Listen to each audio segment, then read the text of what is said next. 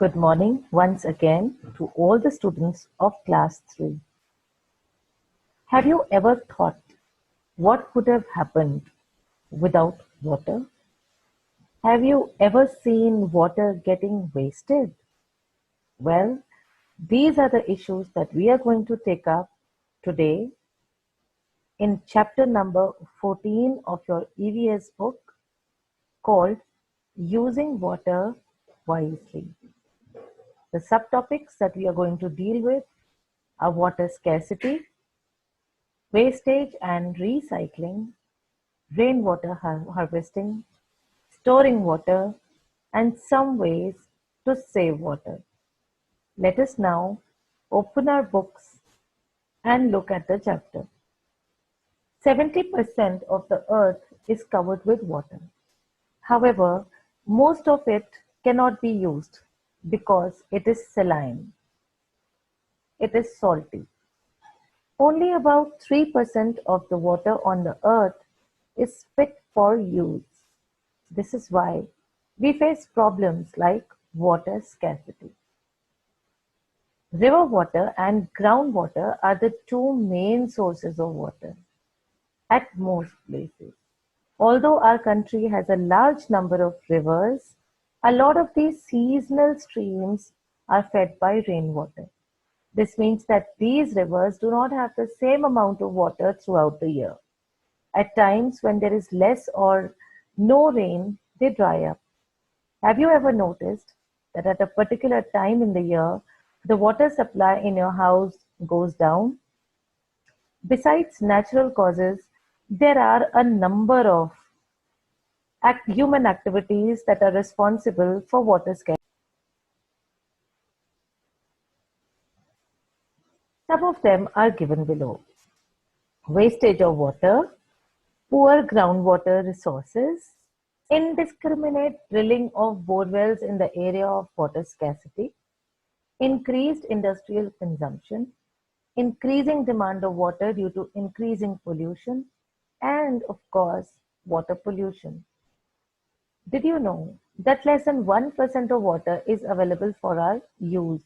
More than 6 billion people in the world are dependent on this water. Let us talk about wastage and recycling. I am going to share a screen with you and talk about this. Some people waste a lot of water due to that everyone has to face the problem of water shortage. This is why water cycling, recycling is very important. Water recycling refers to reclaiming wastewater from industrial, residential, municipal resources by treating and purifying the wastewater for reuse. We are going to now touch upon a very important topic, which is rainwater harvesting. Rainwater harvesting is a process by which rainwater is collected and stored for later use. It is cleaned and purified in the same way as other water. It is a great way to save rainwater. Here you can see how rainwater is taking place. I want all of you to focus and concentrate. Let me make this picture a little bigger for you. I think now it will look bigger to you. Yes.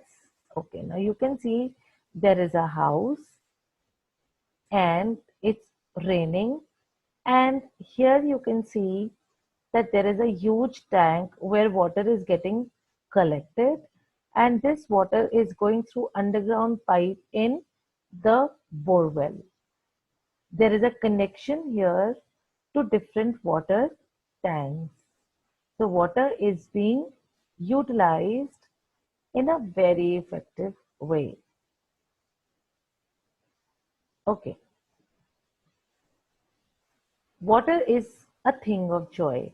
When it rains for the first time in the year, stop what you're doing for a few minutes and enjoy the rain. Dark clouds gather in the sky when it rains. There is thunder and lightning as well. Smell the earth after it rains. Does it not smell different? Where does the water from the roof flow? Watch the water flow. Does the water disappear into the soil or collect in puddles?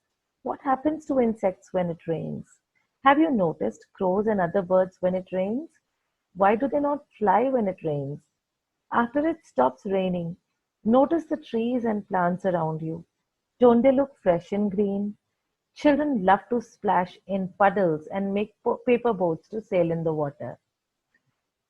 Cultural expressions about rain. During monsoons, the Thar desert of Rajasthan and Gujarat turns green, and people celebrate the monsoon festivals of Tej and Gangor. Women and girls swing on flower decorated swings. They wear colorful dresses and sing and dance. There are musical ragas that sing of the beauty of rain, such as the Rag Malhar. There is a story about Tansen, the famous musician of Akbar's court, singing Rag Malhar so beautifully that it actually started raining very heavily.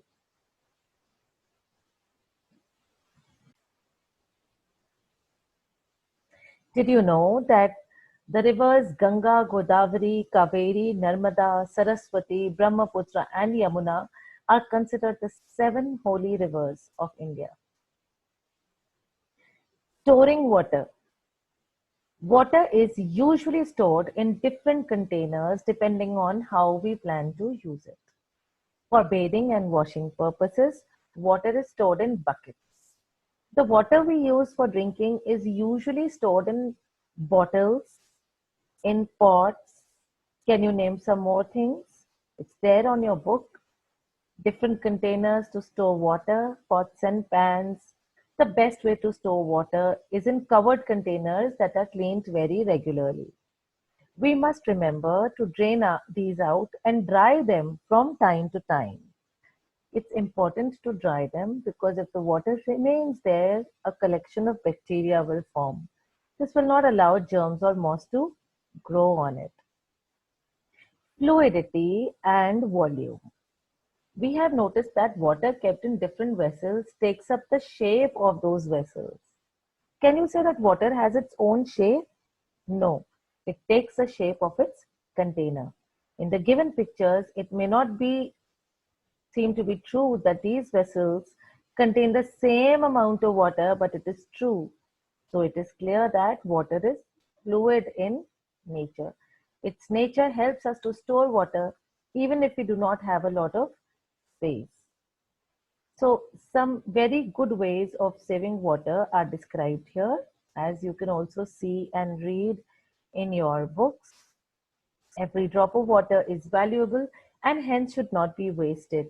By taking simple steps in our everyday life, we can help in saving precious water. Some ways of saving water are given below. Do not use the shower. Have a bath with a bucket. Do not let the water run while you are brushing your teeth. Use a mug. Close the taps after you use them. Get all water leaks repaired promptly and quickly. Plant more trees. Trees help in the conservation of water. Do not use hose pipe to wash car. Do it with a bucket and a mug. Let us recall what we have learned in this chapter. There is only 3% of the water on earth which is fit for human use. This is why we face problems like water scarcity. We can recycle wastewater. Rainwater harvesting is a great way to save water. Water is a thing of joy. Many people have cultural expressions about the rains. Water is usually stored in different containers depending on how we plan to use it. Water is fluid in nature. Every drop of water is important. Hence, we should never waste it. With this, we come to the end of our chapter, a very important chapter on the safety and the beautiful expressions that water gives us in our lives. Have a good day till we meet the next time for the next chapter. Thank you.